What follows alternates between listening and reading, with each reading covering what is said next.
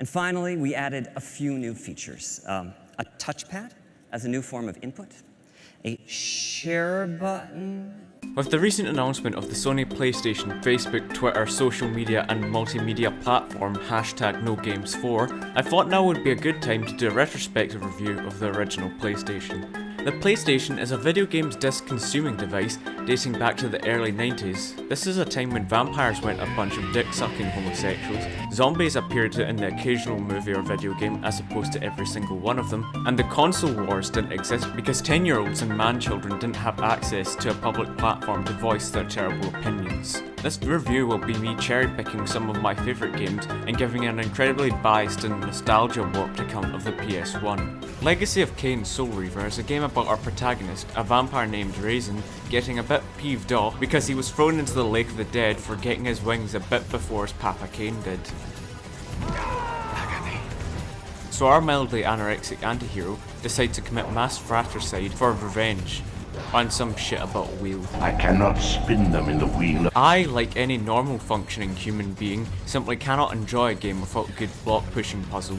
But with this game consisting almost entirely of them, it will test your love of block pushing to the point of grisly suicide. The combat, however, is top notch, providing substantial challenge and depth.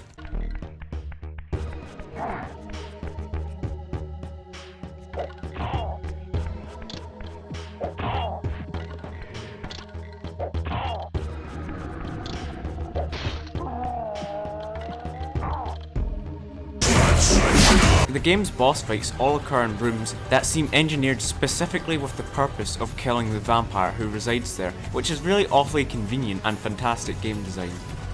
But this is where the issues begin. Soul Reaver is unfortunately plagued by flowery dialogue. It's just overcomplicated and doesn't make sense. Utter desolation. My once proud kin wiped from this world like excrement from a boot. It also has severe plot holes. For example, just listen to this scene. You should have stayed where the master sent you, Raziel. You will find Nosgoth less pleasant than you remember. What has become of my clan? Answer me, little brother, or I will beat an answer from your horrid lips. Everyone is afraid, sibling. I'm just glad that video game writing these days is written down to our level. To wrap up, Soul Reaver is one of the best games of all time. Cast him in. Resident Evil 2 is the second game in the Resident Evil series, being the sequel to Resident Evil. A game series so terrifying that there's even a warning before it starts. What really adds to this fright fest is incredibly spurgy voice acting.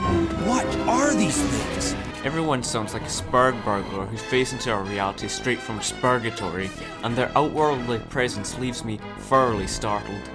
Raccoon City is home to the world's most needlessly expensive and convoluted police station.